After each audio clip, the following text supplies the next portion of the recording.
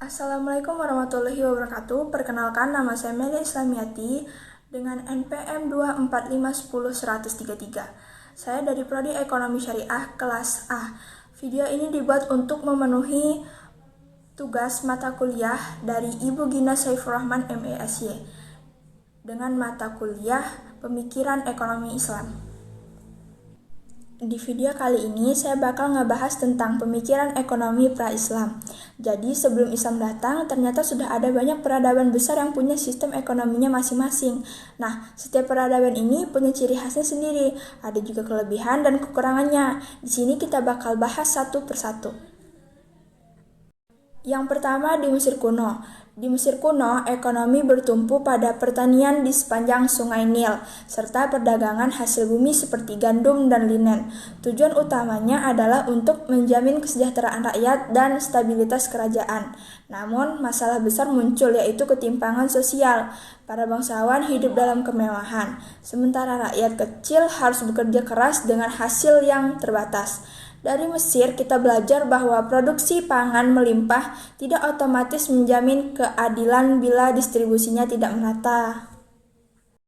Nah, yang kedua, Babilonia. Babilonia itu dikenal dengan hukum Hammurabi, salah satu hukum tertua di dunia. Hukum ini mengatur banyak hal, termasuk perdagangan, kontrak, utang piutang, upah buruh, hingga denda.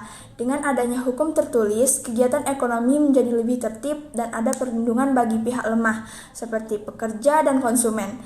Inilah contoh awal bagaimana hukum dan ekonomi saling berkaitan untuk menciptakan keteraturan masyarakat. Yang ketiga, Persia. Dalam peradaban Persia, ekonomi sangat dipengaruhi ajaran Zoroaster. Prinsip etika, keadilan, dan kejujuran menjadi landasan utama dalam perdagangan dan pertanian. Selain itu, pajak dari wilayah jajahan juga menjadi sumber pemasukan besar bagi kerajaan. Namun, yang menarik, ekonomi tidak hanya dipandang sebagai urusan dunia, melainkan juga terkait dengan nilai moral dan spiritual.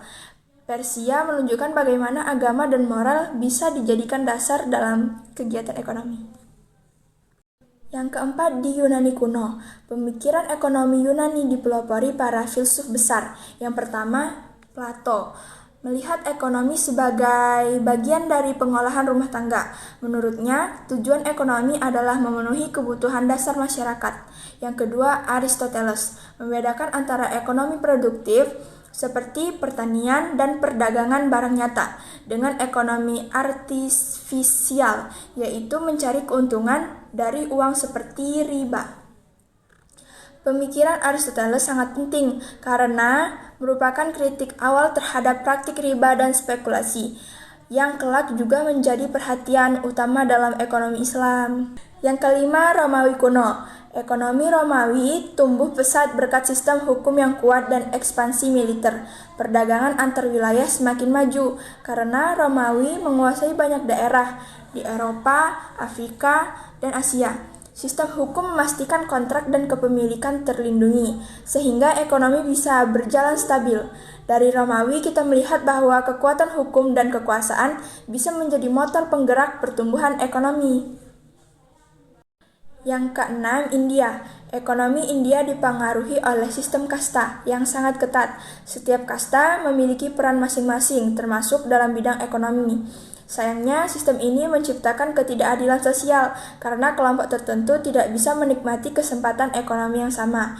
Dari India, kita belajar bahwa ekonomi yang baik harus memberi kesetaraan, bukan memperkuat diskriminasi sosial. Yang ketujuh adalah Arab pra-Islam. Pada masa jahiliyah, bangsa Arab sebelum Islam dikenal sebagai pedagang ulung kota Mekah. Kota Mekah ini menjadi pusat perdagangan internasional, menghubungkan Yaman, Syam, Persia, dan Romawi. Namun, praktik ekonomi mereka dipenuhi dengan hal-hal yang merugikan masyarakat, seperti riba dengan bunga berlipat, monopoli, penipuan, dan perbudakan.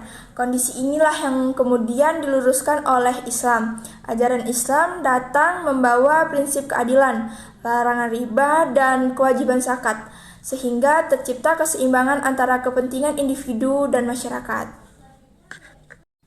Dari Mesir, Babilonia, Persia, Yunani, Romawi, India, hingga Arab Jahiliyah, kita melihat bahwa sistem ekonomi sudah berkembang jauh sebelum Islam. Tetapi selalu ada masalah besar yang muncul, yaitu ketidakadilan. Kehadiran Islam membawa solusi dengan menekankan nilai keadilan, keseimbangan, dan kepedulian sosial dalam ekonomi. Prinsip-prinsip inilah yang membuat ekonomi Islam berada sekaligus lebih manusiawi. Begitu. Sekian pembahasan kali ini, kurang lebihnya saya mohon maaf. Wassalamualaikum warahmatullahi wabarakatuh.